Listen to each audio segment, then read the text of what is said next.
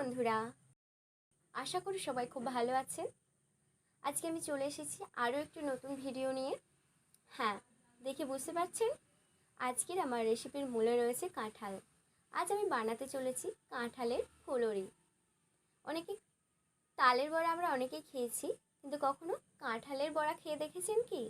যদি না খেয়ে থাকে তাহলে আজকের রেসিপিটা আপনার জন্য। কাঁঠালের বড়া বা কাঁঠালের ফুলুরি বানানোর জন্য আমি এখানে নিয়ে নিয়েছি 500 গ্রাম ওজনের কাঁঠাল। দানা থেকে আলাদা করে নিয়েছি। দানাগুলি দিয়ে আমি আলাদাভাবে সবজি বানাবো। যদি আপনারা দেখতে চান তাহলে আমাকে কমেন্ট করে জানাতে পারেন। আমি কাঁঠালের দানা দিয়ে সবজি বানিয়ে আপনাদের দেখাবো। তো এখন আমি যে দানা ছাড়িয়ে নেওয়া কাঁঠালগুলিকে একটি মিক্সচারে দিয়ে এটি পেস্ট বানিয়ে নেব। কাঁঠালের ফুলুরি বানানোর জন্য কাঁঠালকে একদম মিহি পেস্ট বানাতে হবে। যদি আপনার কাছে মিক্সি না থাকে তাহলে এই রেসিপিটা আপনার জন্য একটু অসুবিধাজনক হতে পারে।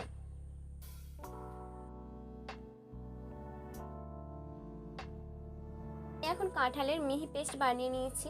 একদম মিহি পেস্ট হয়েছে, দেখুন কত সুন্দরভাবে পেস্ট হয়ে গেছে। জাস্ট 2 মিনিট লেগেছে এর জন্য। এবার আমি চলে আসছি মূল রেসিপিতে।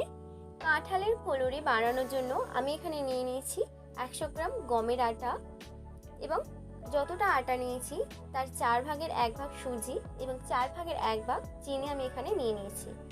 কাঁঠাল অতিরিক্ত মিষ্টি, তাই এখানে আমি খুব সামান্য চিনি ব্যবহার করেছি। যদি আপনারা বানান তাহলে আপনারা চিনিটি আপনাদের পছন্দ মতো দেবেন। আর এখানে আমি ব্যবহার করছি সামান্য একটু মৌরি।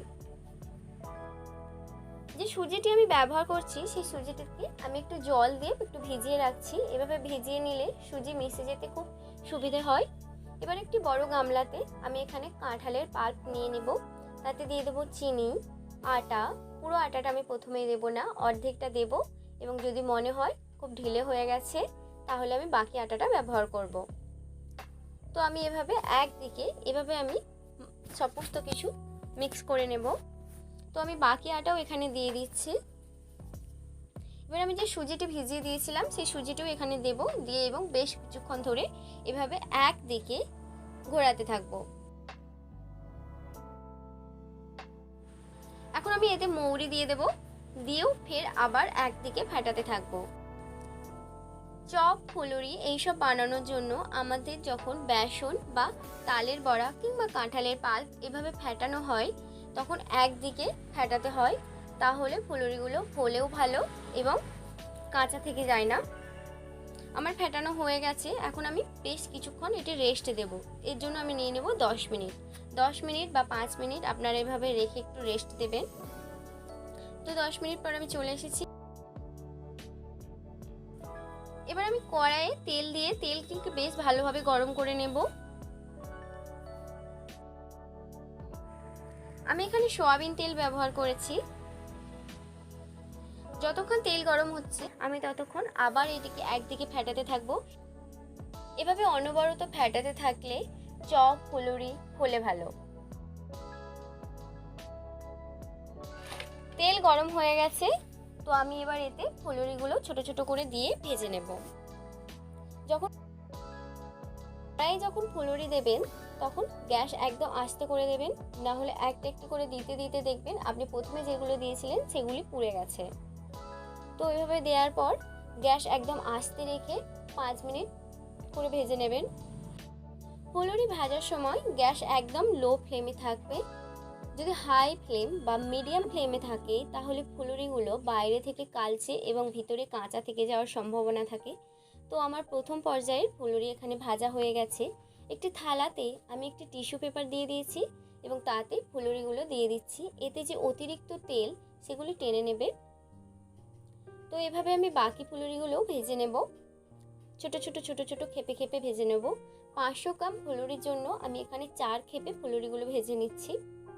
কড়াই খুব বেশি দেবেন না, তাহলে একে অপরের সঙ্গে আটকে যাওয়ার সম্ভাবনা থাকে।